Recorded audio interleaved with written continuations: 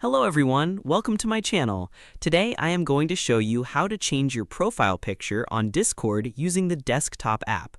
Updating your profile picture is a great way to personalize your account and make it easier for friends to recognize you. Let us get started. The first thing is to open Discord on your computer. Once Discord opens, look at the bottom left corner of the window and click the user settings icon, which appears as a gear next to your username. In the User Settings menu, make sure you are on the My Account page. Under your Profile section, click on Edit Profile below to your username. The profile window will appear. Click on Change Avatar.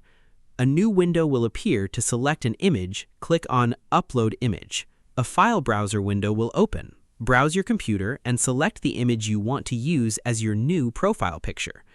After selecting the image, Discord will display a preview. If necessary, adjust the crop area to choose how the image will appear. Once you are satisfied with the preview, click Apply. Next, click Save Changes at the bottom of the page to confirm the update. Discord will upload the image and update your profile picture.